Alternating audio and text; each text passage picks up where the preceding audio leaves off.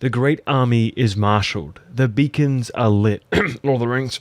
The great Christian tribes charge, unfazed as a shower of falling arrows and rocks descend upon them. With the forces of Kattegat split, they overwhelm the walls and breach the gates. Great warriors fall in the defense of their home, all given a chance to choose their fate and prove their worth, reaching Valhalla. Though despite their efforts, this great Christian tide is simply too large to stop as they sweep through Kattegat, bringing the long and storied history of this place to its last day. But no one we actually cared about died, baby! Let's go!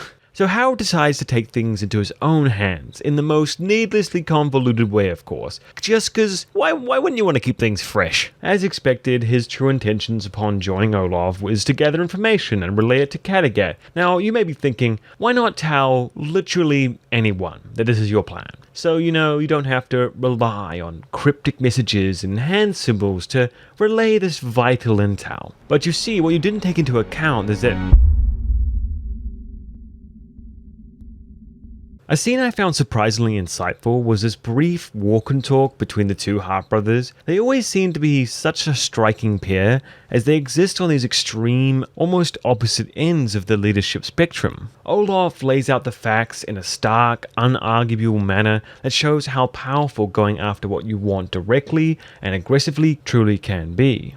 He's locked in a war in Denmark, and I've hobbled his fleet. Even if he had the men to spare, he has no ships to do so, and by the time he does, I will have consolidated all of Norway to defeat him. Where Harald genuinely believes that words can solve differences. That if he can just keep up a persistent, diligent effort to bridge divides, people can work together. And of course it's this way of thinking that makes us want to root for him. Time and time again we want to believe him, that the pen can be mightier than the sword. But sometimes your opponent has an axe. His plan to gather intel is used against him. Kattegat still falls. He's left injured, alone, thinking the girl he loves hates him. Now, of course, he's the main character, so he gets saved, but hey, the lesson was learned anyway. So it'll be interesting to see if this experience will change Harald, whether he'll incorporate a more darker or aggressive path. However, we can probably say without a doubt that Olaf will not change. She kills Jarl Kore.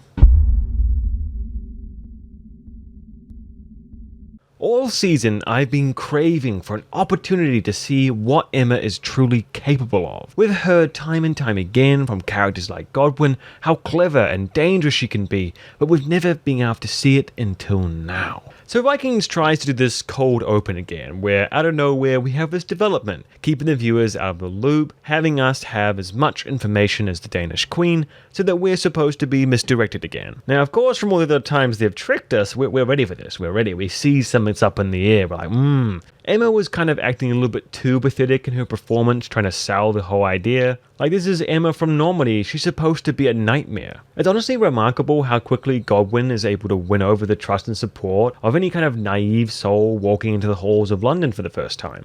It's also remarkable how tragically things tend to go for those people whom fall for his wicked charm.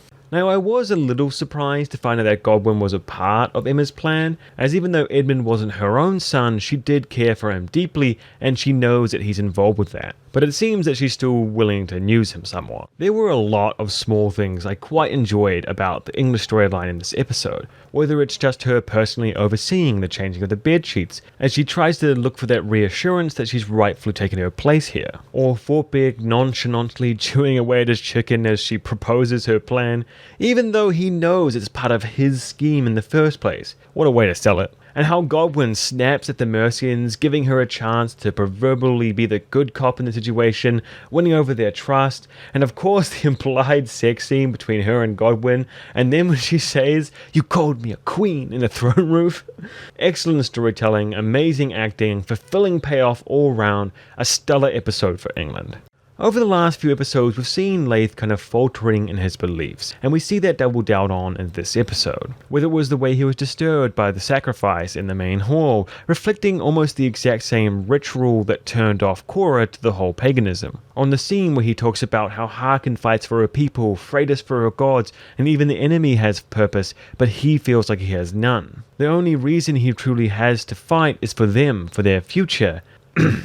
Well, Liv allowed him to contain his darkness. He was able to take a sympathetic approach to an argument. He was able to trust Harald in his choices, staying focused, picking up on clues given to him, organizing and leading the shore defense of Kattegat, and doing his best to help. But in truth, he again falters in his conviction, in his faith, and he loses all he holds dear because of it. And as she dies, so too does the boy Leif, the friend Leif, the Greenlander Leif, the lover Leif, the one that could hold his darkness in. But now it's unshackled, and we may be getting the first look at the world's newest berserker, Leif the Red. And of course, we cannot forget about Forkbeard finding his fleet and heading to take down some traders at Kattegat. So Olaf schemes and kills and lies all across the known world, driving everywhere he involves himself into chaos and death. But it was all for this, all to satiate his hunger for power. And it came crumbling down in one moment.